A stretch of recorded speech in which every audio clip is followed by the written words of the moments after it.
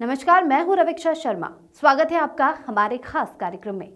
चलिए आज बात करते हैं कौन है संत रामपाल महाराज। संत रामपाल महाराज भारतीय धार्मिक और आध्यात्मिक जगत में एक ऐसा नाम है जो अपने विचारों, प्रवचनों और विवादों के कारण हमेशा चर्चा में रहे हैं। उनका पूरा नाम रामपाल दास है और उनका जन्म 8 सितंबर 1951 में हरियाणा के सोनीपत जिले के धनाना गांव में हुआ। एक साधारण किसान परिवार में जन्मे रामपाल ने अपने शुरुआती जीवन में साधारण ग्रामीण परिवेश में शिक्षा प्राप्त की।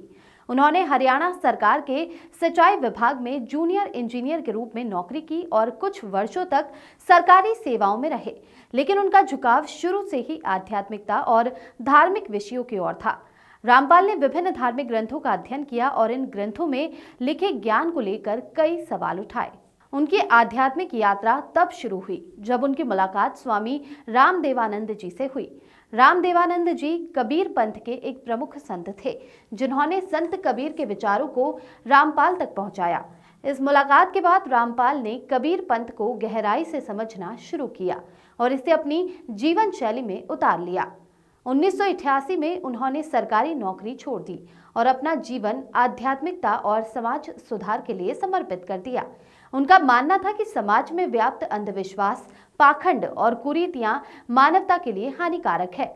इन्हें खत्म करने के लिए उन्होंने कबीर साहब के विचारों को जन जन तक पहुंचाने का प्रण लिया। रामपाल ने 1999 में हरियाणा के रोहतक जिले के बरोदा गांव में सतलोक आश्रम की स्थापना की।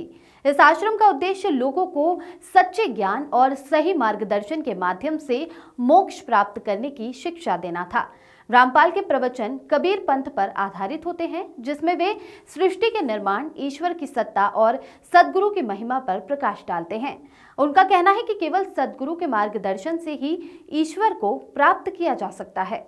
उन्होंने अपने अनुयायियों को बताया कि देवी देवताओं की पूजा, कर्मकांड और धार्मिक रूढ़ियों का पालन करना व्यर्थ है और सच्चे ज्ञान के बिना मोक्ष प्राप्त नहीं हो सकता। रामपाल के विचार न केवल उनके अनुयायियों को आकर्षित करते हैं, बल्कि कई बार विवादों का कारण भी बने हैं। उन्होंने अपने प्रवचनों में हिंदू धर्म के कर्मकांडों और देवी देवताओं की पूजा का विरोध किया। उनके अनुसार ये सभी गतिविधियां अंधविश्वास को बढ़ावा देती है। इसके अलावा उन्होंने कथित ढोंगी बाबाओं और धार्मिक पाखंडियों पर भी तीखा प्रहार किया है। उनकी कट्टर विचारधारा ने उन्हें आर्य समाज और अन्य धार्मिक संगठनों के विरोध का सामना करना पड़ा। 2006 में रामपाल और आर्य समाज के अनुयायियों के बीच तीव्र विवाद हुआ। रामपाल ने आर्य समाज के विचारों को चुनौती दी, जिससे दोनों पक्षों के बीच झड़प हो गई। इस संघर्ष में एक व्यक्ति की मृत्यु हो गई और रामपाल पर हत्या का मामला दर्ज किया गया। इसके बाद उन्हें कई कानूनी परेशानियों का सामना करना पड़ा। ये विवाद यहीं समाप्त नहीं हुआ। 2014 में बरवाला स्थित उनके सतलोक आश्रम में पुलिस और उनके अनुयायियों के बीच बड़ा संघर्ष हुआ। रामपाल ने गिरफ्तारी से बचने के लिए अपने अनुयायियों को मानव ढाल के रूप में इस्तेमाल किया, जिसके कारण पुलिस और उनके समर्थकों के बीच हिंसक झड़प हुई। इस घटना में कई लोगों की मृत्यु हुई और सैकड़ों घायल हुए। 2018 में रामपाल को हत्या और हिंसा के मामलों में दोषी ठहराया गया और उन्हें आजीवन कारावास की सजा सुनाई गई। हालांकि उनके अनुयायियों का मानना है कि यह सब एक साजिश थी और रामपाल निर्दोष है। उनका कहना है कि रामपाल ने हमेशा सत्य और धर्म की बात की, लेकिन उनकी बढ़ती लोकप्रियता के कारण कुछ लोग उन्हें फंसाने की कोशिश कर रहे थे।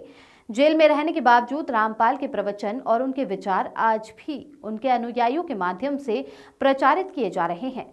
रामपाल के लाखों अनुयायी हैं जो भारत और विदेशों में फैले हुए हैं।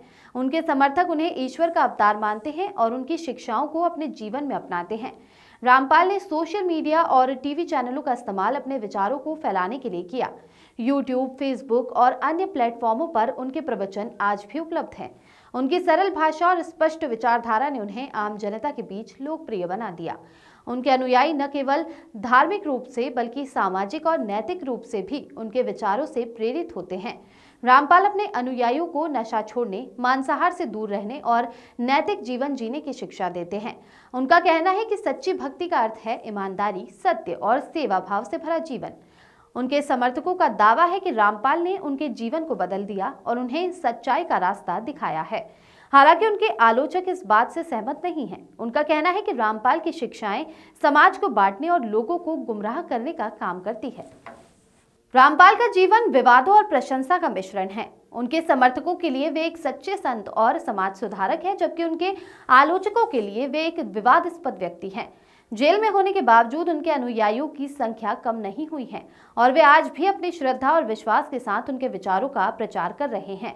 उनका जीवन ये दिखाता है कि एक व्यक्ति के व्यक्तित्व और विचारधारा को समझने के लिए उनके समर्थकों और आलोचकों दोनों के दृष्टिकोण को समझना आवश्यक है।